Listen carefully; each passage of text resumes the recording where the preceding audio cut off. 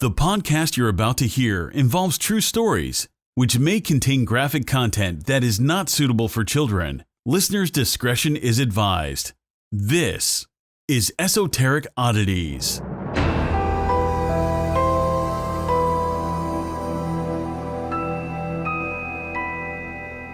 Hey guys! I've noticed that thanks to this podcast, I'm being sarcastic that you don't tell me certain things because you have to wait until we're recording, and I hate it. I'm about to say it right now because y'all, it finally fucking happened. Your boy fell on a treadmill at the gym. Yes, he did. Oh no, but you don't even look like it. But I don't look like what? Like I'm not using a treadmill, you bitch? No, you look like you didn't fall. What are you trying to say, you bitch? You bitch. So it was the day I texted you. It was really early. I was like, I saw 218 like 4 times before 8:30. It was right after that happened. Oh. So I was texting you on the treadmill. So my equilibrium is kind of off. So if I'm running on a treadmill and I turn my head, does this happen to you? I think so. If I turn my head, my body kind of starts running in that direction. I can't even run on the treadmill right when I don't look at my feet. That's okay. So maybe it's not me. It's just like I don't have the best balance, and I probably shouldn't be drinking before I go to the gym. But it motivates me. Was it in the morning? Yes. Oh God. Okay. Do we have an issue here? No issues. No, with me we go on. I'm just kidding. That's disgusting. Unless you do that, then I'm not judging. But I was at the gym and I turned my head and my foot got caught on the side of the treadmill and I fell. I did. And the woman next to me got off the Stepmaster and asked if I was okay. And I would have been more mortified if there were more people. But luckily I went there really early in the morning. There was no one. I think it was like maybe like 8 something, and there was like maybe 5 people there, but it was loud. Everybody had stopped and turned, and my headphones were like jacked off. I hate when people slam their weights. Can we talk about that? Oh, I just also hate when people ask me if I'm okay. Like, please just pretend like you didn't see it and ignore my ass. But at the have same some human fucking decency. Have some human decency and fucking ignore me when I literally. Oh, that's funny. One time I was at the boardwalk with my cousin Julie and it was raining and this old lady slipped and fell. We were younger though. I would have laughed. We were so like mortified for her. We didn't ask if she was okay. We just pretended we didn't see it. See, that's what the fuck you should be doing. And we were just like, oh no, I hope she's okay. She's like, I'm falling and I can't get up. She wasn't screaming for help, but like she was struggling and we just pretended we didn't see her. That makes me a bad person. Yeah, what the fuck? You just admitted you're a bad person. This was back when I was in high school. Okay. I was in high school. I was probably high at the time. I feel that. I'm mad that I didn't bring my kit with me today. Oh no, your it's drug okay. I probably kit. don't need to be high in this heat. Can you fix your mic? What does it look like? It's that thing that's in front of your face. It kind of looks like a dildo. Yeah. Oh, can we talk about this weather? Hello. Oh, we have a heat advisory warning. I'm telling you, I should have worn my dungarees. Me and Jonathan are going to the pool after this. Yes, we are. But honey, it is freaking hot. I couldn't even put socks on today. I couldn't even think about it. No, I wasn't going to do it. I'm simply not going to fucking do that. It's frickin' bats. I love Halloween. What's the temperature? I think it's okay. So it's 99. Oh fuck! And it's not even 1:00 in the afternoon. Yeah, we're going in a pool. Oh, it's 85. No, it's not. It's 94 degrees. See, what does the feels like? I'm gonna tell you right now, 122. No way. No, that's what it feels like to me. Bitch. Okay, it's probably like 105. It's warm in this bitch. But you know what that means, bitch? We get to go to the pool. Well, yeah, but it's also Shark Week. Oh, yeah. As you listen to this, well, if you're listening to this when the episode came out, it is Shark Week, y'all. Everybody's favorite week of the week. What week of the year? The creaking is loud. In the chair. I'm trying to lose my arm fat. Oh, okay. How's that working out? What does it look like? I can tell you from right here, you're doing really good. Oh. Thanks. Sarah's low-key jacked. I am. But I've always been like really built. Like my shoulders have always been really broad, and I've always been like, I'm not like super skinny, but I'm like skinny. Hi guys, welcome to the Feel Bad About Yourself podcast. We're going to talk about we're going to talk about we're going to talk about how much we hate about ourselves. No, I am not. I refuse. So Shark Week. What's your favorite shark? The Megalodon. What is it? Megalodon? Yeah, Megalodon. That one's scary. It's huge. I like hammerhead sharks. I like huge. Oh. You know, hammerhead sharks, if you really look at them, it's like, what the fuck is going on with your face? Right? Like, how did your face get like that? I'm saying.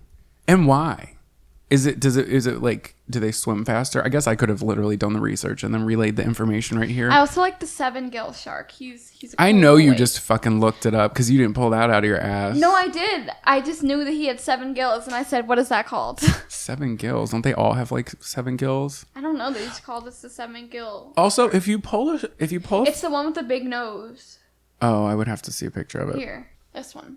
Sarah, what am I looking at there? A shark in motion. Oh God. It's this one. You see his... Oh, that's like a normal shark. Oh, yeah. But they call it a 7-gill shark. I love that. What's that restaurant where they give you the little... Oh, the drink is called the Shark Attack. And it's like And in they a shark. they give you a little plastic shark, and in his mouth is an extra shot, and it's like red. I think it's honestly probably just grenadine, and you just dump it into the... Oh my God, I used grenadine last night as a chaser. It was grenadine and Why would water. you ever do because that? I'm struggling, bitch. Because I'm struggling. Meanwhile, like, I don't ever drink. And you pour the shot of grenadine into the blue drink, and then it's like, ooh, shark attack. But then it turns purple, and it's like nothing's really sharky about purple. I mean, wouldn't that help? Wouldn't that happen? Isn't the human's blood actually blue? All right, let's not get into this discussion because I don't know if that's true or not. It is. You didn't know that? Well, I know that it's like blue until it hits oxygen, and then it turns red. Is that really true though? Yeah. I don't. That's why That's why, like, if you look at your veins, it looks blue. But I thought there was another argument about that. You guys didn't come here to listen to that, but I do have an article. Okay, this is from the Huffington Post. It says, stunned scientists watch as a wreckfish eats a whole shark. Never mind. Just kidding. Disregard that. That's what I'm saying is I don't know. We should probably fact check, but I did, and that's why I said disregard. Okay, so there's basically a video that's going around, and the researchers from the National Oceanic and Atmospheric Admirations, oh my God, why would they fucking name it all of that? Right. So they watched in real time a ship's remote vehicle captured footage of a feeding frenzy. There were at least 11 small sharks of 2 types. There was the dogfish and the rough-skinned dogfish, which honestly just sounds like one type. Well, I guess that's 2 types. They were eating a 250-pound swordfish that had fallen to the ocean floor at a depth of 1,476 feet. And let me tell you, this video is disgusting. Sharks are horrifying. I'm going to throw up. It's too much. Oh my God, the video's playing. Stop it. Knock it off. So essentially, yeah, that's what that is. That's that on that. I guess it's really not that exciting when you're not looking at it. I mean, in a video. I'll post it somewhere. Yeah, you could look at the Use video. your fucking imagination. It's sharks eating a larger fucking shark, and it's disgusting. Can we also talk, Sarah and I share a fear of dark water? I don't like anything that I can't see the bottom of. Yeah, and I don't even like going in the ocean. Like, it's funny, I was talking to my my coworker about it, and I was like, I don't even like going in the ocean because I feel like all those fucking little crabs, they like touch my feet, and I don't like it. I don't really care about crabs. They're fine. We honestly are probably just killing most of them by stomping on them with our angry fucking lead feet. Yeah, but I feel them. They nip me. Have you been stung by a jellyfish? I feel like I don't think so. I got stung when I was... my brother was. Yeah, I was stung when I was younger. That's no fucking joke. That shit hurts. Australia has like the worst fucking like jellyfish and like sharks. Sea creatures, because all of theirs are, instead of being like in deep water, right, they're in the shallow part. Yeah, I don't like that. It's too scary. And they have like the best beaches. They're beautiful. Right, but and they the have best boys. Scary things. Okay, yeah, honestly, there's a lot of scary shit going on in Australia. Both of my stories take place in Australia, I'll have you know. And they have like, what the fuck's going on with kangaroos too? Can we talk about those? Have you ever looked inside a kangaroo's pouch? Are they punching people? Yeah, they've been punching people. You ever seen Kangaroo Jack? True. Not the best movie. Also, that pouch is so weird. It goes to their insides. I know that. Where else would it go? Like, you know how, like, if you have a Beanie Baby, it has like a sealed pouch and it's just like nice and like... That's not how it goes. Oh, I know. They like don't give birth. I think the the little Joey just pops out when he's fucking ready. I would have been stayed in there. But like they also, and it's not an actual pouch, it's just like a fucking hole. Yeah, it's like a belly button that leads to the depths of their fucking guts. Yeah. And the also, don't they have like 7 vaginas? Why are probably. you giving birth out of like an extra hole if y'all got 7 vaginas? True that. Before we jump into our stories, we just want to thank our new Patreons. Thank you, new Patreon. Ding, ding, ding, ding. If you guys want bonus content, head on over to patreon.com/esoteric oddities. As we said in the previous episode, we are going to be doing some newer stuff over there. Yeah, we have a lot planned, we promise. Yeah. This time. That should be coming out pretty soon, hopefully. Knock on wood, fingers crossed. Oh, but if you guys want to stay on top of the latest, greatest things that are exclusive to Patreon, we got a bunch of bonus content over there and also helps out the show a lot. What also helps the show is if you guys leave us a review and rating. I know we ask all the time. We would greatly appreciate it if you did that. It only takes a second. It's not to make us feel great about ourselves, but it helps with the algorithm. As you know, algorithms usually work against smaller people, but it's a way that it will suggest our podcast to other people who are listening, and then we can get more listeners and become a bigger community, and then we can all be a fucking family. I would love that. And then we can all go to the beach for Sarah's birthday. It's coming up, guys. August 12th. Don't forget to tell me happy birthday. Yeah, say it back. August 12th, that is. Thanks. All right, and with that being said, I think Sarah's got a few stories, I've got 2 stories, so we're just gonna sandwich it and you're gonna get the old ping pong, her story, my story situation. We're gonna pass you around like the sluts that you are. I didn't have to say that, but I did, and I could have edited that out. Mine are kind of like articles. I hate that I can't find the backstories of these people because I want to build, but I can't. Well, girl, you use one source. Use I have like 8 sources for my one thing. No, I looked up this person. Well, I guess I shouldn't assume. Yeah, that's what you did. Assumed. All right. Anyway, Dr. Grant was 24 at the time when he was spearfishing with friends. He's a doctor at 24. Yes. Love that for him. Dr. Grant, take it away. Yes. Mm-hmm. He was spearfishing with his friends off of New Zealand's South Island, where he felt a tug on his leg. I know where this is going. Oh, I wonder how. Something he originally thought was one of his friends pulling a prank on him. He says, and quote, "I thought it was one of the boys who had come and grabbed my leg." However, he soon realized a shark had latched onto his leg and he was attached by the fish that he just speared. Oh, shit. Literally. So imagine that. Carmel is a bitch. He says, end quote, "To be honest, it was a bit of an odd reaction. It was really fear. It wasn't really fear or anything. It was just like, fuck it. I've got to try to get this thing off my leg." Well, what else do you have? I mean, I feel like fear would probably set in for me, but also, you know how they say, too. Yeah, what's her name? Oh my God, I should know this. The surfer. Oh, it's not Mia Hamm. That was stupid. It's. I know who you're talking about. I'm looking it up because people out there are shouting it. Hold on. I typed in surfer leg and it better come up. It didn't. Surfer leg? Yeah. I thought it was her arm. Oh, fuck. That's probably why it's not coming up. I think she's blonde. Oh, no. Sophie or Bethany Hamilton. I knew it was Hamilton. You use like one fucking source. You know what it is? It's because I've been watching. You know what? Shut up. You usually do. And I'm not calling you out, but I just like, I find it helpful if I go and I'm like, okay, well, so here. teach me how. I'm on the internet. The internet is like my apple orchard, right? And I have my little basket, which is my Google Doc. And I'm walking around and all the different trees are the sources. And I'm like, I want the apple from here. Put it in my Google Doc. Same. I want the apple from. So that's just me. Same. But these stories are so like. Yes. This is what happened. Bye. Right. I feel that. Okay. Bethany Hamilton, who lost her arm while surfing. I knew it was an arm. I don't know why I thought leg. I just. Could be me arm. Maybe a leg. You never know. With the shark. Oh, yes. I love that. Okay, he says, "I just shot this fish, so I had my spear dagger out just trying to dispatch the flapping fish because that's what you don't want, the flapping bloody fish that attracted the shark in the first place." Oh, so okay, that's smart. what happened. Okay, so he was thinking. Yeah. Okay. He said, "I was trying to knock that off, and that's when this all started happening. So it was quite a convenient time. Actually, I had a knife in my hand, so I just gave it a few good jabs to try to get it off." Did he say that? Yeah. A few good jabs. Oh no. This is why this is my favorite shark. Okay. A 7-gill shark was the suspected culprit. Dr. Grant said he did not get a good look at the shark, but the nature of the wounds suggests that it was a 7-gill shark and about 20 centimeters across at the jaw. Oh. Right? That's fully grown 7 gills can measure up to 3 meters in length, but are not known man-eaters. What the fuck? How is it that close? Okay, I get it. You're he saying was that getting the fish. I know, but you're saying that shark can get up to that big. In my head, I thought that shark wasn't like 3 meters long in shallow water, because it sounds like, I could be wrong, but it sounds like he's not in deep water if he's fucking standing there spear fishing, because you usually don't go out too far for that. So he ended up stitching his own wounds. Oh. Yeah. He said he grabbed a couple of stitches and he thought it must have been the adrenaline at the time. Yeah. Because it was literally like, it wasn't too bad putting them in.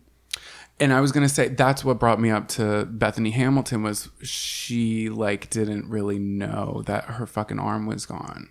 Because your body just works in crazy ways. That's it's like it's the same thing with trauma. Yeah, you just don't know that it's happening. Yeah. Also, that has to be crazy. Like, just 1 second you're there surfing and another woof. No, that's scary. But I could probably stitch my skin together. I give myself the tattoos. It's basically the same. I give myself the tattoos. Yeah, This is literally in and out of your fucking skin. In and out, in and out. Okay, that guy who gave me stitches in my head, who was actually like a OBGYN, like he was a gynecologist, and I was his first head patient. Was he actually stitching, or was it those ones that just formed together? No, they were stitches. Have those now. You know that, like, you could see my skull, right? There's a picture of it. Oh. Yeah. I would love to see it. Yeah, I have it on my hard drive upstairs. I'll show you. It's disgusting. I would love to see it. And I was wearing an American flag shirt, and it was really, like, reminiscent of... It was bloody? Like, yeah. How ironic. It was gross. It was a lot. He was wearing a 7mm thick wetsuit at the time, so, like, I feel like that helped a lot. I don't think so. For sharks trying to... Well, also, this shark wasn't huge. Right. He said he was swimming away, and... he got a look at the wetsuit, saw that there was a hole in it, and he could see a bit of blood leaking out. But it wasn't until he'd taken it off that he saw, like, the big fucking gash. Right. Well, I don't want to, like, lessen his attack, but it's not like it probably wasn't, like, a huge fucking lesion. Like, it was probably a nice little chunk out of his calf, I assume. Here I go assuming again. Right. I should knock it off. And like I said... because he was trained medically, he was literally able to stitch it up himself. Oh, yeah, he was a doctor. Yeah. That's where that came into play. But it's funny, after he stitched up his wound, he went to the bar. Oh, my God. He said, we cleaned up the fish in the parlor that we got out there, and then headed to the Solac Bay pub and had a bit of beers. Wow, what a badass. He's like, dude, I just got fucking attacked by a shark, y'all. What it is. He said he helped... administer the anesthetic with a few beers. Oh, wow. You know, you got to do what you got to do. You get a shark bite, you go have a crisp one with the boys. That's pretty much what they say, right? And he begins to explain his wounds, and he says they were sort of small stab puncture wounds on both sides down the lower calf muscle. It wasn't a huge gash, but it wasn't too big to be concerned about. Okay, see, I did assume correctly in that sense. And he said he will get back into the water. You might want to wait till the blood's not flowing out of your skin, because that might attract more. And that's the story of Dr. Grant. That's so crazy that he fucking stitched up it. Like, that is pretty badass. He's like, I'm just gonna... I wonder if he's, like, airheaded about it. I probably would be that day. I'd be like, yeah, like, what up, ladies? See this? I stitched it up myself. I'm a doctor, and I got attacked by a shark. At 24. Ooh, bitch. We love that for him. Mm-hmm. I don't know what I would do in that situation. One, I wouldn't be fishing because I don't know. It bores me, too. It's, like, scary. But also, like, you have to think... we are going into their territory. Right, and everyone wonders, like, why are they attacking me? You put a fish to... what kind of fish did he... Hold on, he was spearfishing for what? For sharks? Or just anything? Like fish, to cook. Okay, so you are aware of the possibility of there being bigger sharks or bigger fish in the water. So, like, when things like that happen, I guess all there's left to do is grab a crisp one with the boys. you would think so, but... Yeah, I don't know. All right, is it my turn? I think it is. So mine's a little less shark related, but a little mystery of the ocean. Shall we dive into the mystery of the Kaz 2 yacht? So, In 2007, 56-year-old Des Batten planned a boating trip with his friends, 69-year-old Peter Tunstead and his 63-year-old brother, James Tunstead. Des, who was said to have been a experienced and careful sailor, he had purchased a $60,000 yacht named the Yaz II, and 10 months later, the group of three set sail. So they planned their trip from the Airlie Beach along the northern and western coast of Australia in what would have been an 8-week, 3,107 nautical mile trek along some of the world's most captivating coastlines. It sounds like there's about to be trouble in paradise. Have you ever noticed that like TV shows or anything that has... There's about to be trouble. I swear, maybe it's all the reality shows, but when they go to a nice beach and something crazy happens at like the nice beach, the title of the episode Trouble is in like... Paradise. Always. Uh-huh. Love that. Always. I think I actually did a short series that had a Trouble in Paradise as the title of like the second or third episode. I fucking hate that. Trouble in Paradise. Nope, I didn't watch anything. I was looking up a recipe and it kept saying falling off the bone. What? Falling off the bone? Yeah, and I hated it. What does that have to do with anything? It kept saying falling off the bone over and over again. What does that literally have to do with anything? It's the same thing as Trouble in Paradise. You're right. They are the same exact thing. That should be the name of our episode. Falling off the bone. Falling off the bone. Well, I think they're the same. I don't care what you think or anyone else. So, I feel like this is expected at this point. Okay, so now they're like, they're doing their 8-week trip. So they left the dock in Perth and set sail on Sunday, April 15th, 2007, between 7 a.m. And 8 a.m. with Des Batten as the captain. It said he was the skipper, and I know there's probably a difference, but it just seems like such a funny, it just reminds me of Gilligan's Island skipper, so I'm just going to call him the captain. So it was a luxury yacht, I will have you know. It was like a kind of like a pontoony. I don't know shit about boats, y'all. All I know is, whoa. One year for my brother's birthday, we had 2 people on the boat. We had a pontoon, right? 2 people on the boat. It was Carly and Ricky, and they were both in leg casts. And we had this cooler that was like, I swear to God, it's from World War II. It's like lead. It's fucking huge. And it was filled. And we had 2 extra people on the pontoon that weren't supposed to be on the pontoon. Like, it had a capacity. And we were like, let's throw these 2 extra people who don't have the capability to swim on the boat. So we did so. Well, doesn't my dad start arguing with my brother? My mom and me are like popping Xanax in the back, trying to be like, oh my God, this is it. We're going down. Well, big ass wave comes from a bigger yacht. And the wave washes over the front of the pontoon, and the way you're supposed to kind of like, you're supposed to ride with it. So the boat goes like this. I know y'all can't see it, but what happened was when the yacht went by, they sped up. So it created all this wake that hit us in the front of the thing. So actually the nose of the pontoon went down and the water started coming up, and Ricky had to lift his leg and everybody was screaming. I thought we were going down. I could see the headlines coming up. I was like, this is it. We're done. We're done. You know what video scares me a lot on the internet? The one of those people on the boat and they're they driving hit that super wave, fast. And everyone just goes down. Here's the thing is, like, everybody thought that was funny and was doing remixes to it. But I don't that think it's shit's funny. Scary. Yeah, I never thought it was funny. It's like one of those videos that you can tell, like, especially the girls are getting nervous. And I don't know if something malfunctioned with the boat. Yeah, and like you can tell that their faces are just going everywhere. They're fucked. Ooh, too much for me. Let's get back to the story, shall we? Yeah. So they're on a luxury yacht and they had a large supply of food. They had 3 cases of beer. I'm sorry, 3 cases of beer for 8 weeks. That's gonna do me like a weekend. And a .44 caliber rifle with 100 rounds of ammunition, just in case anybody gets fucking smart. So Peter received a phone call from his wife within the next 2 hours where he told her that their next stop was going to be in a place called Townsville. Oh my God, Powerpuff Girls, the city of Townsville. And it was going to be 2 days away. So shortly after, Des made a routine call to the radio operator on shore. And then pretty much it's expected, like, you're not really going to hear much from us. Like, at least his parents, like, they had the boat radio that they could talk to people, but not his parents, his wife. It's like, hey, wife, not going to have too great a Wi-Fi out here. It's 2007, baby.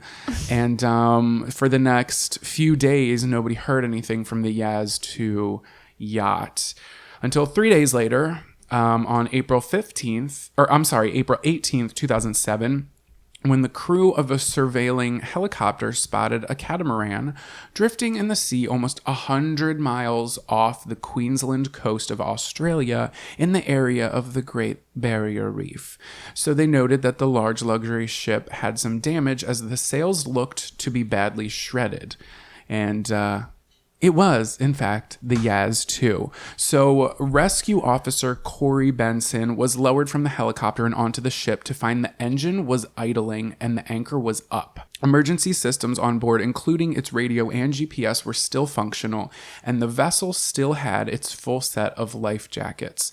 Fishing lines were still being ran from the boat. A cup of coffee was found near a life ring at the helm, and the personal belongings of the crew, including wallets and hung-out laundry, were found near their slept-in beds.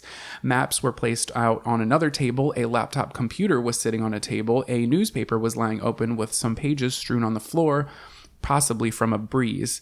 The table was set for a meal, but all the knives were strewn on the floor. The rest of the silverware remained. There was no distress signal that was sent by the crew, and the boat looked to be in perfect working condition, but there were 3 things missing. Des, Peter, and James were nowhere to be found. With no sign of the crew members anywhere, the helicopter crew treated the yacht as a crime scene. They were fucking smart. They kind of left everything untouched, and they called for a towboat. And on Friday, April 20th, 420 Blaze It. Remember last week when your person was killed and no one treated it like a crime scene? Oh, yeah, that was the crazy... Oh, wait, that was a Patreon episode. Oh, fuck. You're going to have to edit that out. Beep, beep. That's patreon.com/Esoteric Oddities. Investigators walked the crime scene in hopes for any clue of what had happened to the missing men. So after just a few minutes on the ship, investigators found a home video camcorder. Oh, no. This always fucking weirds me out. Right? The camcorders. So they popped it out. They popped out the tape, and on the loaded tape, they viewed a video shot by Captain Des, and it was time-stamped just after 10 a.m. on that prior Sunday morning when they had departed for their trip. It showed Peter fishing while sitting on the stairway, not wearing a life jacket, and also important that Captain Des was filming this, and he was not at the helm. So he wasn't like at the steering wheel or whatever they call it, that big old wheel thing that you turn in it. It's a steering wheel, essentially, right? I think so. The helm? Another side story about myself, because it's what I love to do. I remember it was my Zanga and MySpace picture for the longest time. My dad's friends let me drive his boat, and it was like a chill, it wasn't like a tiny boat. It was pretty big. Hot girl summer. Drive that fucking boat, bitches. I sure did, and I think it was like 2005, 2006. I had like the blonde streaks in my hair. Oh, cute. Very Aaron Carter of you. And thank you. And my dad was taking pictures of me, so I was posing at the fucking helm with my hand on the steering wheel. I couldn't even drive a car. Who did I think I was? Well, then doesn't a fucking ferry come by like slow-mo, and we almost collide with it. Yeah. Because of you? Because of me. Because of you. Literally. It's okay. One time I was in New York with my parents, and we were on one of those really big boats, probably doing like a tour of fucking the Statue of Liberty or some shit. I'm sorry. But I almost fell off the boat. What? Yeah. What were you doing? Hanging off the side. Acting amok. You already know. Oh my God. Do you remember the scene from The Ring? I think it was The Ring 2, where the horse jumped off the boat and then got chopped up by the blades. Spoiler alert. Yeah, if y'all haven't seen it by now, it's been a minute since it's been out, but that stayed with me for so long. Oh, hate that. That movie was just a lot. It was a lot. It sure was. Okay. So, like I said, Captain Des was not at the helm. The sea in the videotape, they're still watching this tape, the sea in the background was pretty rough, and the camera pans 360 degrees and shows islands in the surrounding, which helped investigators pinpoint their location at the timestamp of 10 o'clock in the morning. But also... Well, I guess back then it was different because remember everybody used to timestamp everything, but nowadays it's like even this recording thing that we're recording on, when I hook it up to a computer, it says we recorded it every time because I like format the card. It says every time we recorded it December 31st, 2006. That's all. That's what it says? That's the timestamp on this day. Yeah. This wouldn't help. We don't fucking use timestamps anymore. You know, if you have that option to use it on your camera, I always skip it. I'm like, why the fuck do I need to set it? Stop freaking asking me. I want to know what day. Like, I love the iPhone says the day that you took the picture. Right. But I don't fucking care enough. That's true. So I don't care, Karen. I really don't. Again, a long white rope could be seen trailing behind the boat, and the engine was not running. In the video, the men briefly talk about threatening skies ahead, and then the tape goes static, and the rest of the film is empty. So during the forensic investigation, not a single drop of blood was found on the ship, but the GPS system proved the most intriguing information that at 10:30, it showed something happened to the men at this time because the boat started to veer slightly off course and further out to sea. A week-long search had...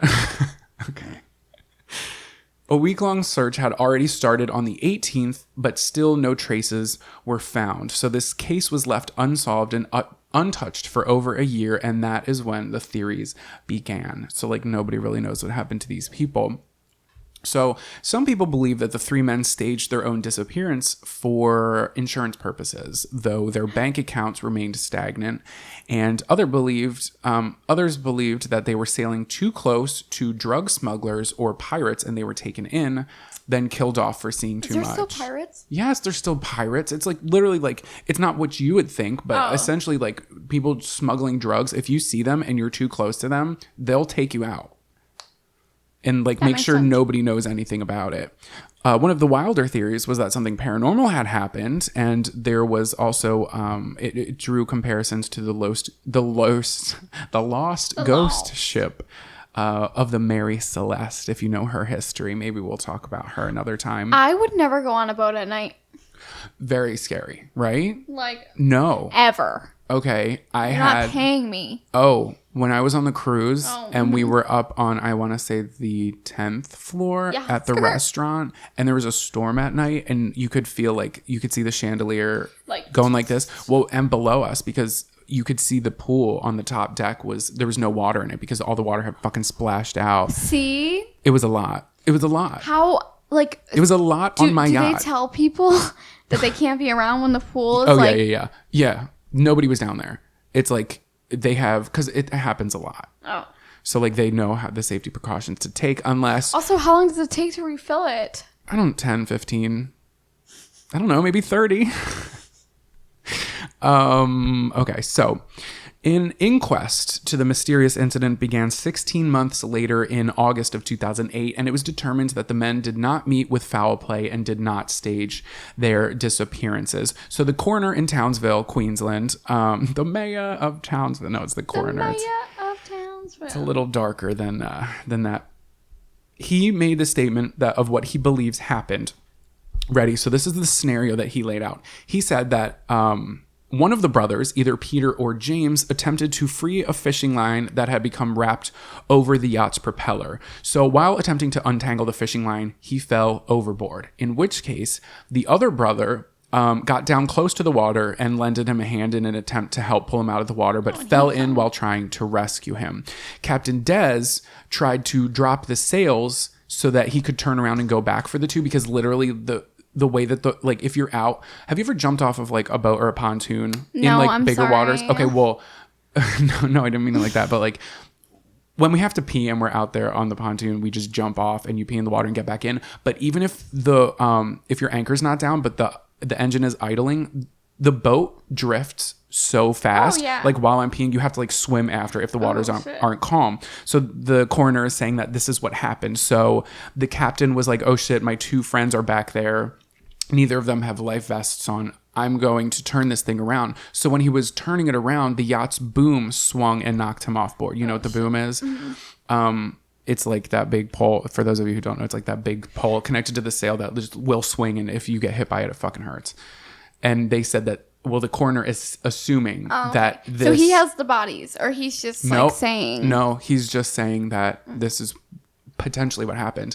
And the boom swung and hit him and knocked him overboard. So this is a quote from the coroner. He said, quote, "Once the three men were in the water, there was very little chance of them to get back on the boat. It would have been beyond their reach in seconds," which is essentially what I was saying. From that point, the end would have been swift. None of them were good swimmers, and the seas were choppy. They would have quickly become exhausted and sunk beneath the waves. Although I can't exclude the possibility of a shark attack, drowning is a far more likely cause of death.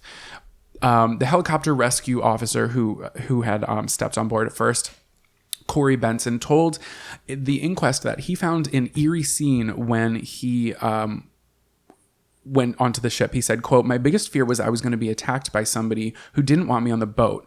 I was 160 kilometers out to sea with no backup. I didn't know if anybody was going to bust through the cupboard and go at me with a knife. I saw all the knives on the ground, but no blood. And I thought, what the..." And then it's censored, I'm assuming, fuck or what the hell. What the fuck?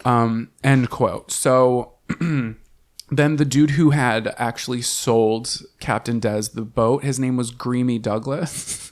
Who? Creamy Douglas. Stop. Step right up, baby. I mean, that's almost as bad as naming your child Stonewall. Oh, no. Should I edit forget. that out? Oh, yeah, we met somebody named... He is like... So, Creamy Douglas. Well, it's actually Greamy with a G. Oh. Does that make it better? No. Okay. So he had previously owned the Yaz 2, and he had gave the advice saying he warned the men not to leave the Whit Sunday. What does that mean? What does that mean? I think it's like a fortnight. Shoot, what does that mean? Like a fortnight is, I think, a couple of nights, right? I don't know. Whit You guys, Sunday. please don't call me out for this. Make sure you Okay. give us 5 stars. It's Like the Sunday, following May Sunday? 31st. Oh, okay. Is it like Or it's Whit Sunday Island. I don't know. So anyway, he was basically telling them not to leave because they didn't seem like they had enough experience. It's the name of the island. Gotcha. So Greamy Douglas, he said the men appeared nervous about the trip and anxious to get it underway since their original start date had been postponed because of bad weather and the fact that they had trouble understanding the vessel's global positioning system because, again, GPSs were like newer. I don't know. A thing of the future. I said, if you're not ready, don't go. End quote. So the coroner said that there was no evidence of a third-party involvement in the disappearance of the sailors and noted that there is also no suspicious transactions in their finances, though the coroner himself did state he, quote, cannot be so definitive about the circumstances under which their deaths occurred, end quote, which, I mean, none of us can because nobody knows what the fuck happened. Yet this coroner stood by his conclusion that the 3 friends drowned in a freak accident during what was supposed to be the trip of a lifetime. Even their bodies have never been found. But to this day, nobody knows what happened to the men. And that's the mystery of the yacht too. But here's my thing is, I guess maybe things happened so fast that they didn't really know what to do. But I just think it's eerie that there was a cup of coffee that was found really close to a life ring. So if one of the brothers who wasn't drowning saw that the other guy was drowning, maybe, like, why wouldn't you go for the life vest? Even if you don't think it's necessary. Or the lifesaver, the life preserver. Maybe the they weren't ring. as skilled as we thought. He put his cup of coffee down next to it. And didn't grab it. But here's another thing. That cup of coffee could have been put down before anybody was in the water. He could have, like, put his cup of coffee down, then he could have been the one to go. Do you know what I mean? That might not have. That's just a thought that I have because these are things that won't be answered because the only 3 who know what happened are dead. Or so we think. Another thought is that they could have fallen overboard, but there didn't seem to be a sense of urgency. Again, like maybe they just thought everything was like if they did fall overboard, or maybe somebody jumped in to swim. But these are older guys. The one guy was in his 70s. The coroner said was like. Yeah, but we don't fucking know that. No, we don't know that. And to be honest, he didn't really. There's no evidence to back it up at all. It's the theory fits. But it's going to be something that we don't know. But also, why were the knives on the floor and everything else was fine? That's what's weird. Do you think they all got into a fight? There was no. I don't know. There was no blood. I really don't know. Well, there's no blood in an argument. Yeah, but why are the knives? I don't know. Maybe. I don't know these men. I don't know. Maybe it was the captain's plan to fucking kill them, and then maybe he accidentally offed himself with the boom. I don't know. We don't know. It could have been an accident. It could have been murder. I don't know, but that is the mystery of the Yaz. It might have been Yaz. I might have been saying it wrong the whole time. Do you remember when you thought a canoe was a yacht? I did. Yeah, you thought a yacht. You said it on this very podcast. You were like, What's everybody, wrong I have with a me? yacht, and it was a canoe. I don't even have a canoe. I know you don't. So where did that even come from? Are you okay? Do you own a canoe? I actually do. I'm on a kayak. So my birthday's coming up. So So maybe y'all can figure it out. I love kayaking. Me too. What you got for me in Sharkland over there, baby? Kayaks aren't even expensive. How much? $10? I'll give you like $160. They're really not that bad. If you get the girl, where the fuck are you? Where are you going to put a kayak? You need to rent a kayak so you don't. You have no. I guess you could put it in your basement. Good luck getting it down them stairs. I could put it in my backyard. Ew, it's gonna get gross and flea infested. No way. Okay. Anyway, Shannon Ainsel started surfing at 13 in East London, South Africa. This is a man, by the way. It's a boy. Okay, love that. Like Kelsey Grammer. Yeah. Or Kyle Richards. So, at just 15 years old, Shannon was surfing at this place called Nahoon Reef in East London, South Africa. About a year into his surf, he was paddling for a wave when A year into his surf? Oh, like he had been surfing for a year? No, I meant an hour. Oh, okay. I looked at the year. He was out there for a minute, wasn't he? Did I say that he was 15 at the time? I don't think so. Okay, let me start over. Okay. So Shannon was 15 at the time when he was surfing at Nahoon Reef in East London, South Africa. About an hour into his surf, he was paddling for a wave when two sharks attacked him. They were two 15-foot great white sharks. Oh. One came from the left and one came from the right. Yo, they teamed up. They sure did. The one on the left bumped him from underneath into the air and bit the surfboard and his hand and dragged him under the water with it. Was he with friends or was he out surfing alone? He was alone. Oh, God. Don't surf alone. And also don't pee in your wet jackets. Wetsuits, I mean. While that was happening, the shark on the right went for his head and shoulders, but missed him because the shark on the left got there first. The great white pulled him underwater, and eventually he let go.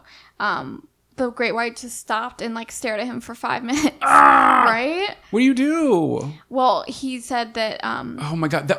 Okay. This is so horrifying because not only all this shit is happening, but you have to figure out not only how to get out of this situation, but there's also another one. And you have to make it to shore. You got to make it to land while you're bleeding, which is only attracting more. Yeah. Mm-hmm. Ooh, I'm sweating, but it's also because it's 100 fucking degrees in here. That's true. You're not wrong. So Shannon recollects that it all happened so quickly that he had no idea what was going on. He remembers just staring at the shark face to face underwater with its literal mouth open. He could see its one eye just staring into his face. It was super close up. He could have reached out and touched it with a stick or... With a stick? Yeah. Where's he going to get a stick? His hand. What, you going to get a water stick, an ocean stick? Oh, no, never mind. Edit that out. Okay. He could have reached to touch it or stick his hand in its mouth. Oh. Then the shark. Also, sharks have that stare like they got nothing going on. They don't. You know, when you see somebody and they're behind an Arby's and they're high out of their minds and they just have that look in their eye. Who the fuck goes to Arby's? That's what I'm saying. I'm also so excited to be going to Carly's because she's gluten-free and I don't have to worry about what I'm about to eat. Yes. Anyway, all of a sudden the shark disappeared. It just swam away, and Shannon swam to the surface. At this phase, he didn't really know what was going on because, he just got bit by a shark. Right. He saw his surfboard floating in front between him and the beach and also saw other surfers paddling towards the shore, rushing to get out of the water, probably because they just saw that he was attacked by a shark. But he was alone, so he was in the farther part of the water and the surfers were closer to shore, about to paddle out. Oh God, that's so scary because the people have to get out of the water and all you see is people abandoning you, watching you. Oh God, guys, if you don't have to go in the water, don't do it. Well, he ended up swimming towards his surfboard. He hopped on. He pulled his right hand over and started paddling. He saw that his fingers were hanging off. Blood was squirting out. Ooh! He thought he was in a dream, but it was actually real, and he was completely overcome with shock. He started shaking and freaking out. He was super scared. He was basically left to die 100 yards out at sea with no one to help him. And at this time, he was thinking, he was scared that the sharks were going to come back to kill him, and he was panicking and had no idea what to do. So, he decided to pray. Oh God, I really hope this worked out for him. He said, "Jesus, please, can you come help me and get me out of the water safely?" As soon as he prayed, all of his fear was released. A wave came out of nowhere and he was able to catch it, and then it literally like shot him to shore. Jesus wave, love that. We do. We love a little. We could all use a Jesus push here and there. Jesus push. He was rushed to the hospital. He was rushed to the hospital and his fingers were sewn back on. Oh God. He started his own surf coaching business called Surf Life, coaching local kids and running clinics and helping work towards their goals of becoming professional athletes. This was also caught on tape. Oh my His God. attack was caught on tape. Dude. It was caught on camera by Canadian tourists. It's the only double shark attack ever recorded on camera. He directly sold that clip to someone for a load of money. It might have been at the time. Maybe it's the only double great white shark attack, but I was watching shark shows and I saw like two or three. It's the only at one filmed. No, I watched it happen. I watched the filmed footage. Yeah. And that's the story of Shannon Ainzel. Wow. And he survived. You know, I have to say I have the admiration for people who go through that and then he got back into the water like 2 weeks later. Yeah, who can do that? I mean, like, if you're passionate about something, I guess you do that. But, like, shit. I was flown off a horse and I landed on my face. And I still got back on. But I think they killed that horse. Strawberry. That's really sad. I know, and they killed it. Mm-hmm. I think it was my brother's fault. I think it was your fault. What did I do? You killed Strawberry, bitch. That's what you fucking did. You did it. I'm kidding. I'm kidding. I'm having a bad day. Shut up. I'm kidding. Your hair looks great. Turn around. It actually doesn't. I know. I tried to I'm so sorry.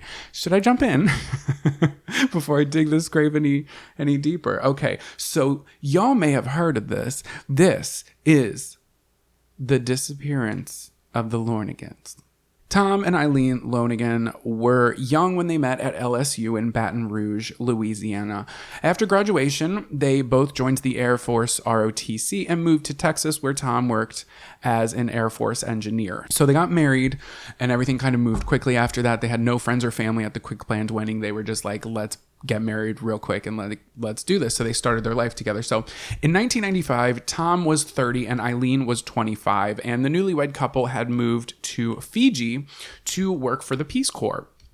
And for the next 2 years, listen to how they were living. For the next 2 years, they were living on this remote island with no contact to the outside world. Ooh, seems a little controlling if you ask me. Every 6 weeks, a boat would dock near the beach, unload food and mail, and then the boat would leave. So it would only be every 6 weeks that they would see like outsiders. But there were other people living in Fiji, and both Tom and Eileen were teachers in developing schools in Fiji. And according to Eileen, the students were very, very difficult and their days were long and stressful. Why?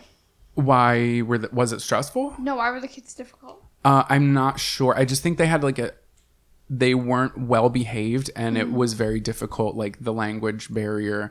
I'm assuming there weren't too many details on it, but the island's life allowed them to follow their favorite hobby, which was scuba diving. Eileen had been a diver since high school and introduced Tom to it when they had first met. So before they moved to Fiji, Tom became certified and they both got their own equipment. So years before they're even here, they have already been scuba diving. They're living for it. They're loving it. They're killing it. Probably should have chose different words there. Yeah. Foreshadow. They're killing it. So, diving quickly became an excursion that they did often together. Wouldn't that be cute? That's so cute. That's like fun. It's like doing something together that you don't have to talk doing. Right. It's fun, and you're like exploring, and it's fun, and you're wet. You're just making eye contact. Yeah, the whole time, not paying attention to anything sneaking up behind you. So they became professionals, and they knew how to conserve their oxygen tanks so they could stretch their time of exploring in the water to be as long as possible. Keep that in mind. So after 3 years in Fiji, Tom, who is now 33, and Eileen, who is now 28, so the couple planned to take a trip around the world, and they had meticulously planned it so that they could scuba dive in the most scenic oceans. That dog sounds upset. In mid-January 1998, their first stop was at the Great Barrier Reef in northern Queensland, Australia, which is where my other story took place. Y'all got crazy shit going on in Australia. What's up, down under? So they checked into the honeymoon suite at a small hostel, and according to the hostel owner, Tom and Eileen were very polite and they kept to themselves. Anytime they spoke, all they wanted to talk about was scuba diving. And the weather conditions, however, were not very favorable, as January is the rainy season in northern Queensland. Am I right, ladies? So on their second day in Australia, the couple got on a charter boat with a few other divers and they headed to the Great Barrier Reef. They jumped into the ocean, but the water was very murky and visibility was not good. So they were like, well, fuck this shit, I'm out. They were disappointed. They got back on the charter boat and they went back to shore. And they were like, well, we have to see the Great Barrier Reef, but they had a limited time window because they had planned their whole trip and they had like, you know, they had to stick with the places that they were like renting out. So they were like, this water sucks. We have to see the Great Barrier Reef, but we need to like do it soon. So the next day, Tom and Eileen, they get a bus. They get bus tickets and they travel 40 miles north to Port Douglas on the morning of Sunday, January 25th. Again, this is in 1998, I think I said. Yes, 1998. The rain had stopped. The sky was blue and the ocean was calm and there was no wind. So essentially, it's like a scuba diver's dream. Fucking slice me up and serve me, baby. I sure will. It's a scuba diver's dream. So Tom and Eileen had arranged to join a group of several other divers led by the Outer Edge Scuba Tours. So the Outer Edge was the name of the company, I believe, but it was also the name of the boat. Or I think actually the company had one boat. Anyway, so this area that they're in is very populated. It is very touristy. And essentially, it's like scuba diving is kind of what brings a bunch of people to Port Douglas. So there's this big marina and it's all different. I'm just trying to paint a picture because it does become important. It's a big marina with a bunch of different companies that have their own boats. Mm-hmm. So essentially you just choose one and then they take a group of divers out and you're led with like, if everybody has their certifications, everybody's led by a master. So it's not like free reign and all that shit. And they would take you to a few different stops. They would stop, you would jump out maybe 15, 20, 30 minutes. And then everybody would be called back on the boat. You would drive further, you would stop, That's so fun. You see a couple different places while you're doing the one trip. And before you get off the boat, this is also important, you take off your shoes because you don't really get all of your scuba gear on, but you leave your shoes and a bunch of shit you don't want on the boat, in this big like locker box that's at the marina. I've never scuba dove.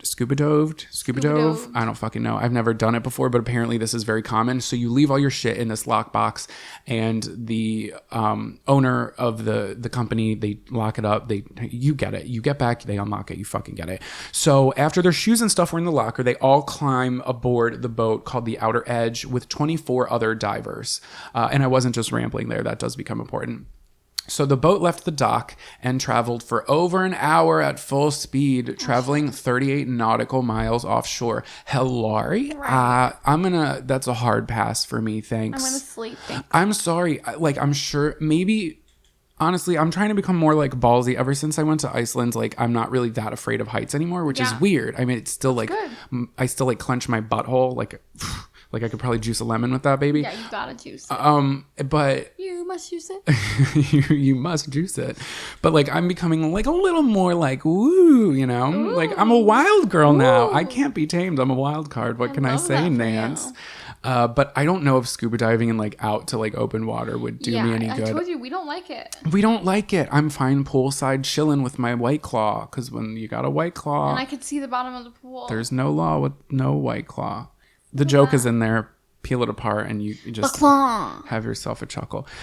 So as I said before, they stop at a few different places along the Great Barrier Reef for multiple dives. The boat required a login, so when everybody got on the boat, everybody wrote their names down on a piece of paper. There was a head count. The dive depths and the times were recorded on their gear, and their watches were synced, so everybody was back on time. They weren't swimming too far out from the boat. The story is making me anxious. I know, isn't it? Just I'm you like wait, baby. Waiting for you wait. The like. So, and then when everybody goes out, there's another head count and all that shit. So for the first two dives of the day, Tom and Eileen had been the last 2 divers to get out of the water and back on the boat. So at 3 p.m., the boat docked near... no, they didn't dock. They parked. No, they didn't park. They anchored away. Love that for you. You guys... I'm not a fucking fisherman. No, I don't know what the fuck these terms are. I'm barely a seaman, okay? I'm just a girl trying to tell a story to another girl. You guys get what I'm trying to say. So they parked their fucking... What is that word for it? Girl. Parked. They turned the boat off and everybody got out. But yeah. You get it. I think you could park a boat. Yeah, sure. And now the diving company, they wanted everybody to be back in 30 minutes. Everyone was like, okay, cool, sounds good. And then they would kind of jump off. Everybody would do their own thing. And then, so they don't take turns. No, it's not. Yeah, everybody just jumps off. It's like, oh, well, it's just like a free for all. Well, the fucking ocean's big enough, but there is a dive master who's swimming around doing his loop-de-loops, doing his rounds, making sure everything's okay. But again, this isn't an excursion that just anybody can do. You have to be certified. So these aren't people who don't know what they're doing. Yeah. So at this particular dive, Tom and Eileen specifically asked not to be with a dive master.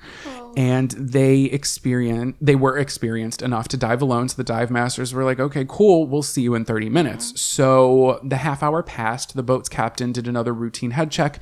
The engines were started and they returned to land. An hour and a half later, the boat was back at Port Douglas. Again, they were 35 miles out in the middle of the ocean. So the divers returned any of their rented gear. They gathered their things from that locker. But after everybody left, there were 2 pairs of shoes in the locker that remained unclaimed. A bag had also been left on the boat, so a crew member left it at the Outer Edge boating office, as this happened often. You know, it's kind of just like, oh, somebody forgot something. So then the Outer Edge office received a phone call. It was a bus driver who was waiting on Tom and Eileen so he could drive them back to their hostel. But no one took alarm for 2 days. And on Tuesday, January 27th, 1998, the Outer Edge employees opened up the bag that they had found on board and noticed it belonged to Tom and Eileen. They found a receipt for the hostel they were staying at and what it was called. So they found that hostel's phone number. They gave them a call and they asked the hostel owner if he had seen the couple. The hostel owner was like, no, I haven't seen them since they left on Sunday. Yeah, no shit. So then the hostel owner, not the Outer Edge boating office, immediately called the police and reported them missing. But they couldn't start a rescue until dawn Wednesday, which would have been the next day, which was 3 days after they had been seen. So in Port Douglas, search and rescue teams combed the beaches and land. There were 28 aircrafts that searched the sea through 8,600 square miles of open water, but nothing was found. Of course not. So Australian police made a call to the U.S. It was to Eileen's parents, along with Tom's sister, who were notified of their loved ones' disappearances.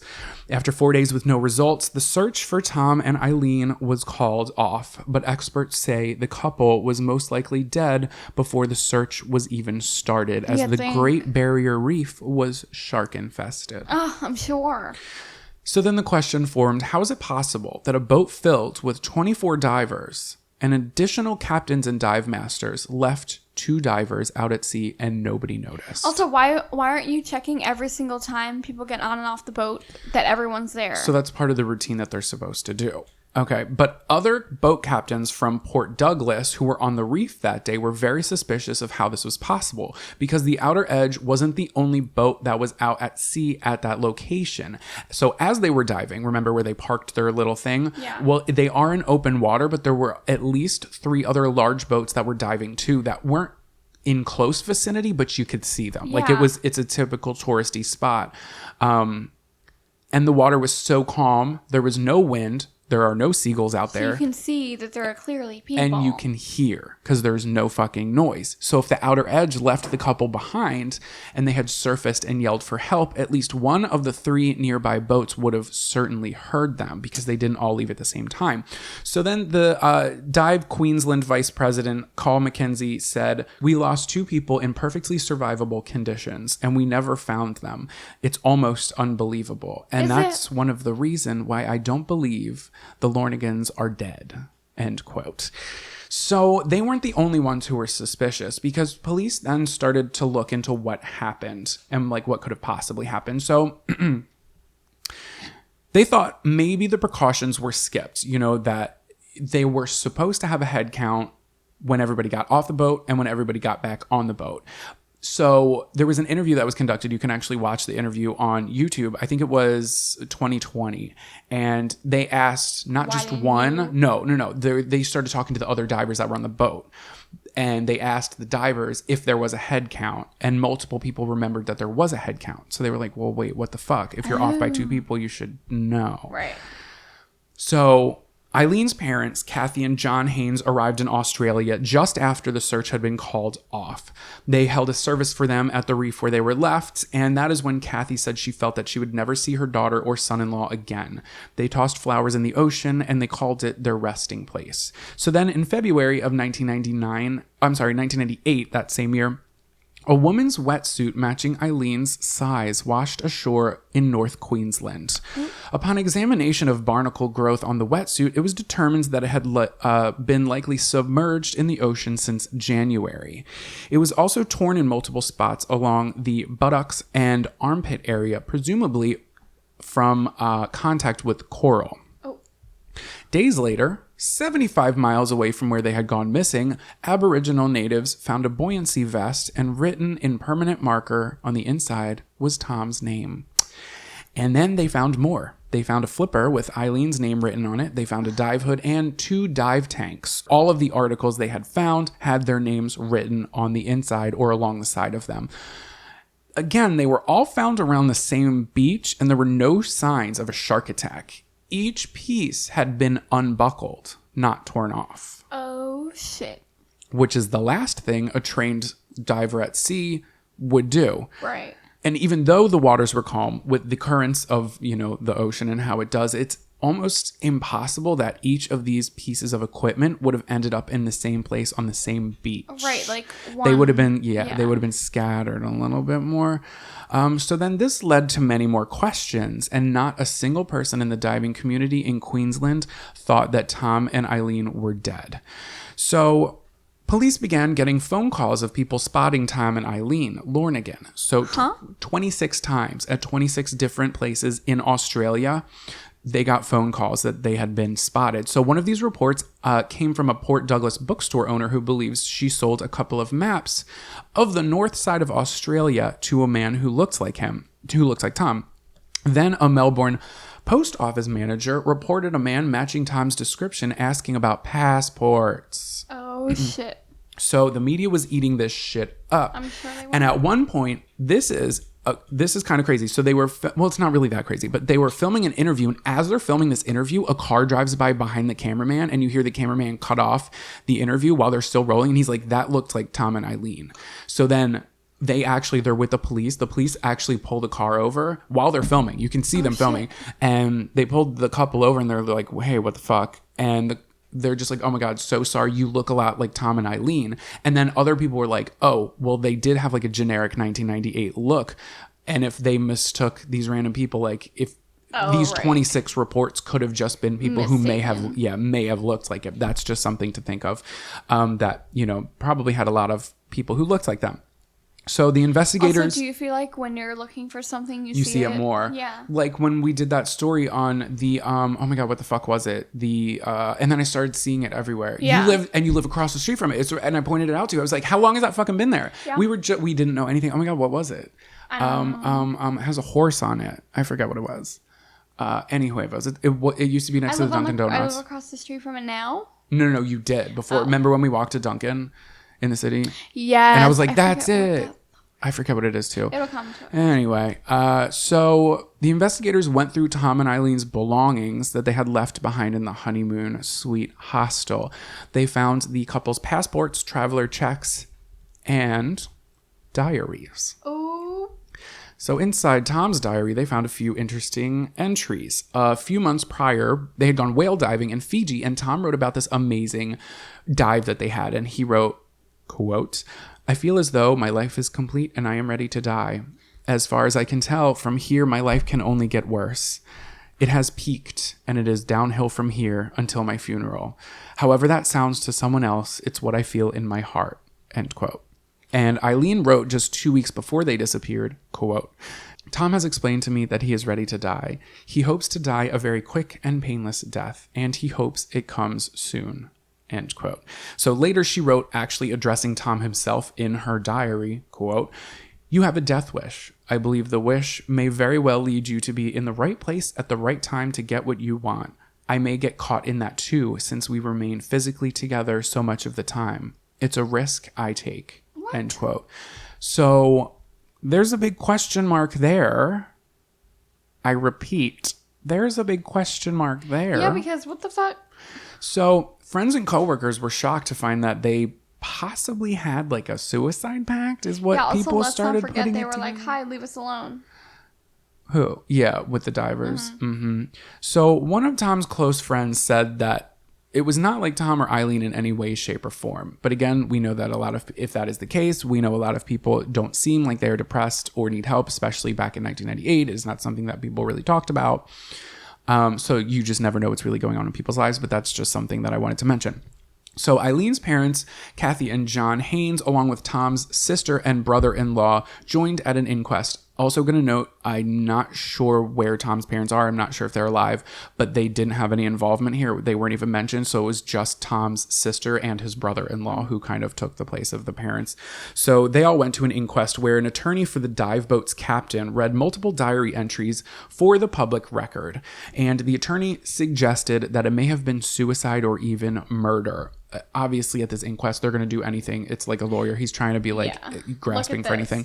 So wish this upon yourself, right. Kathy and John came back saying that the quotes were taken out of context and it was calculated an awful thing to suggest, at such an awful time to the parents. Again, the media was eating this shit up and they started printing the stuff from their diary in the media, like in magazines, and it was on the cover of magazines in big old letters.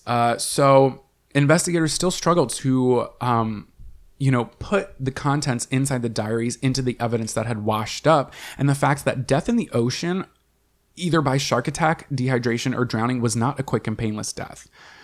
That's not the way. Starving, drowning, Yeah, it's not a good look. But still, the coroner's inquest pronounced Tom and Eileen Lornigan dead by drowning or shark attack. The boat's captain, Jack Nair, went under criminal prosecution. So a few months later, in July of 1998, there were two fishermen and they found a dive slate with a faded message on it. So a dive slate is essentially it's like a dry erase board, but you use it in scuba diving so you can write shit on this. And they found this in July. They went missing in January. And they said it was a really faded message and you can see it. There's photographs of it. It says, quote, "To anyone who can help us, we've been abandoned here on Agincourt Reef by the outer edge. Please help us or we will die." And it's signed Tom and Eileen Lornigan. Look at that. And it was dated January 26th, 1998 at 8 a.m., which was 17 hours after they had gone missing. So the boat had left them. If they really did write this at that time, the boat had left them. They survived the first night at sea by themselves in the ocean. And they wrote it at 8 a.m. the next morning. So forensic tests confirms the diver slate's authenticity. They said, yes, this is their handwriting. Yes, it came from the markers they had. And yes, all this shit, right? Yep. So over a year later, in November 1999, the Outer Edge captains and business owner, like I said before, Jack Nair, went to court facing charges of criminal negligence. And he had the possibility of 20 years in prison for leaving two divers at sea. He fully accepted his responsibility, not sharing the blame with anybody. Under oath, he told the jury the truth, and the jury knew that. Jack was found not guilty of the criminal charges, and he was set to pay $27,000 to the family. Yikes. So Tom and Eileen's family actually sympathized with him. Jack apologized to the families. He cried a lot. They were face to face. They hugged. Jack lost his business. He lost all of his money, and everybody around him said he lost a part of himself. Other Outer Edge crew members were never charged. However, 3 crew members who were on board that day left the diving industry forever after that incident happened. It was clear that everyone on that ship was affected terribly. Even a lot of the people who were diving there never went diving again. And most think the crew members will never recover from what happened when they left 2 divers out in the open sea. And that's kind of where my story ends. No bodies were ever found. To this day, both Tom and Eileen's bank accounts never been touched. There's no insurance policies that were ever claimed. Nobody really knows what happened to Tom and Eileen Lornigan. What do you think happened? I do have a theory. Tell me. Okay. And if this does sound familiar, it's because in 2003, the movie Open Water was based on this disappearance, right? There was also another camcorder situation. There was another one of the divers had filmed that day when they were getting on, and you can actually see Tom and Eileen not acting any type of weird way. Right. They're on the boat, just kind of hanging out with strangers, looking out at the water, and then the tape ends and they were never found. It's like they captured their last moments before they went on that dive, and that shit just kind of like weirds me out it just really creeps me out. Right. I love it though. Well, not that I love, no, I don't, that sounds insensitive of me. I mean, I love that like weird feeling.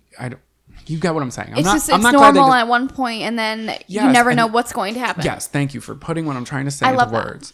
Not that I love they disappeared. That's awful. It's fucking fucked up. No. Okay, so... but it's like an eerie feeling. Yeah. Like, these people were living their lives, and then come to find out 2 hours later, they're now missing. Gone. Yeah. Forever. So a part of me thinks that Tom and Eileen... Okay.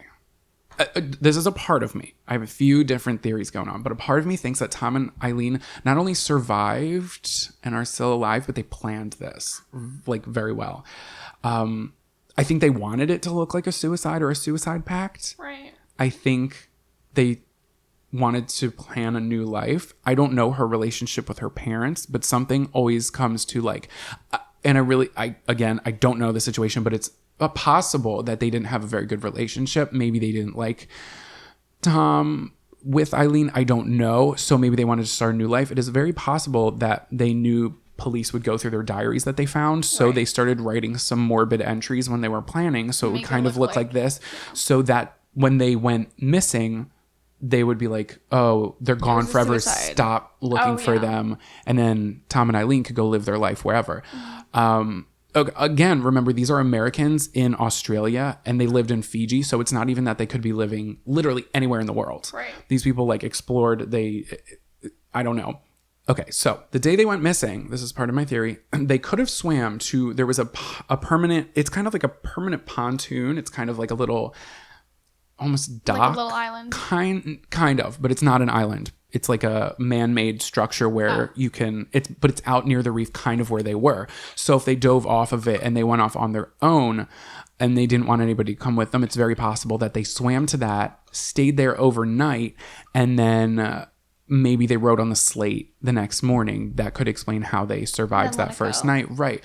But then my thing is, there wasn't too much of a current. Like, it wasn't like my previous story where the waves were choppy like this, and they were so experienced. Right. They could have swam over to that thing and stayed even if they came up and saw that the boat was gone, question mark.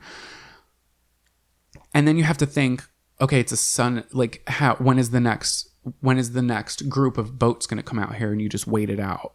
You know, they could have done that, or they could have had like a private rescue boat arranged. Who knows? Which is weird that those people wouldn't come out and say. Who knows? Okay, this evidence is possibly backed up. This is weird by the fact that a couple days after they went missing, there was one larger boat with 100 divers. Yeah, they're not fucking around. There's like a whole fucking bunch of people on this big ass party boat. They went to the same part of the reef a couple days later, and when they returned, their head count had increased by 3. So it was investigated, but nothing ever came of it. Right. But it was investigated after. Oh. So they couldn't really do much. Who was the extra person? That's what a couple people are like, did you miscount? And maybe it was 2 extra people? Yeah. Or was there a third person involved? Question mark. True. Don't know. And are you ready for the weirder part? This happened before in New Zealand. Are you sitting down? I'm sitting. In 1985, a man named Milton Harris faked his death off of a ferry. He was from the couple's hometown of Baton Rouge and attended the same church as Tom and Eileen. Oh, shit. Maybe he gave them the idea. Or maybe he was the third person. Oh, shit. Who knows? Oh, fuck. Who knows? I mean, remember, they did make it clear that they didn't want a dive master to go with them. Right. And they were always the last on the boat after their allotted time of 30 minutes when they went on their other trips. Again, their gear washed up. It was all unbuckled, but there were no bodies. Right. Which is a question mark to me. But now another thing that's questionable, And maybe it's possible that they got on the boat of 100 people because maybe they got on the boat with their swim gear. And then once they were on the boat without anybody really noticing, they threw the gear off. I don't know how they would have ditched the gear if they did get on the boat. I feel like they would have had to ditch the gear when they went to that little island thing. Okay, but then somebody would think it was fucking weird that a bunch of divers with their gear on were getting onto the boat, and then there's 2 people who don't have any scuba gear on getting on this boat. Oh, right. So that's why I'm saying like maybe they wore the gear, got on, and since there were so many different people, they threw it off the edge. And then, because if it's a more intimate setting, more people would be likely to notice. I don't know, because then maybe they had more eyes. Maybe they found a spot on the boat that they could just toss it over the edge. Right. I don't know. I mean, you could do that shit. But that's another weird thing is if they did get on the boat, they would have left that boat with nothing in hand. They didn't have anything on them. Not even a bag. They would have just left like them in a swimsuit if they got on that boat to live a new life, and they threw that other shit off. And like one of the 100 people would have thought that was weird, no? Right. Or saw them, but I don't know. Maybe people were drunk. Maybe. Well, it wasn't really a booze cruise. It was like it was like divers. Oh. I don't know. I don't know. Nobody really knows what happened to them. Nobody knows. Now, if you briefly look at this case at like face value, it looks like a case where just 2 people were left at sea. And honestly, it could be as simple as that. But when you start to like look into it, I think the question mark, at least for me, started getting bigger. Because in my head, I knew about this case because I don't know if y'all have followed us on Instagram for a long time, but when we first started this podcast back in 2017, we would post like little facts and stuff. And I did post about Tom and Eileen and how they were left at sea, but that was all, I didn't know much more than that. Right. And that the movie was based off of it. And that's horrifying to me because imagine you're swimming underwater, you come up and the boat is gone. Right. Where do you Unless go from there? Unless it was planned, then they're not freaking right. out. But there's more things to this. I truly don't think that this was, maybe they died and it was like an accident or something, but I don't think that this, if they planned suicide, this was not the way to do it. Mm-hmm. You underwater with sharks in a coral reef, it looks like to me like that. What? And also, the slate was theirs. The slate that was found was dated the next day. They could have dated it. That's true. You're right. And then let it go that day. You're right. Okay, you're correct.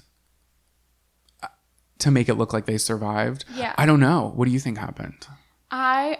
It's possible that the boat, they went back on the boat, but then... The one with the 100 people? Yeah. Right. And then there was an extra 3 people, but the 3 people throws me off. But again, that's a question that's just like, maybe... Yeah, it could have been one person off. People 3 times by accident? Right. I can't count. Right. You can't. I can vouch for that.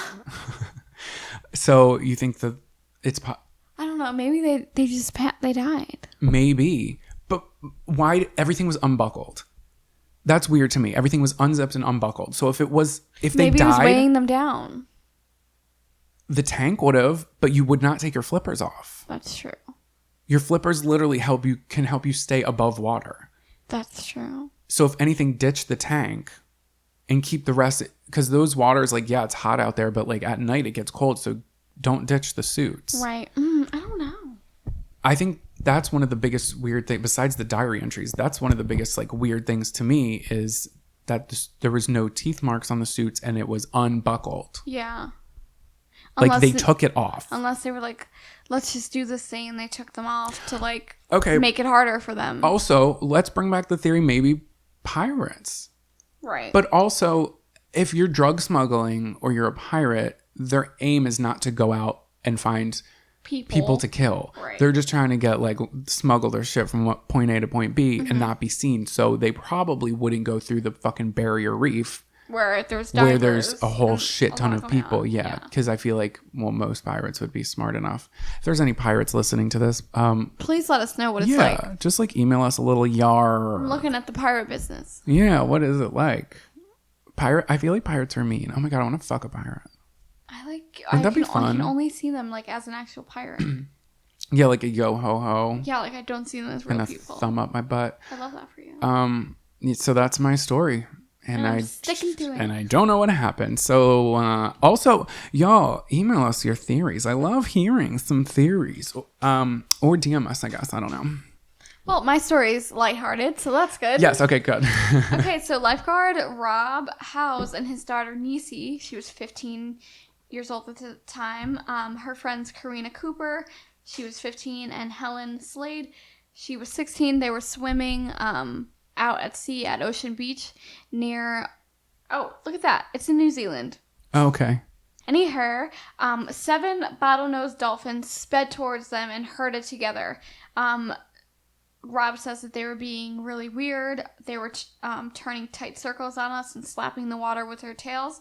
Rob and Helen Slade had drifted about 20 meters away from others when the dolphins swam straight at them and dived in front of them. Is it dived or dove? Dove, probably. Probably. Leave me alone. I didn't mean to call you out. I was just thinking about it. Rob said, and quote, I turned in the water to see where it was going.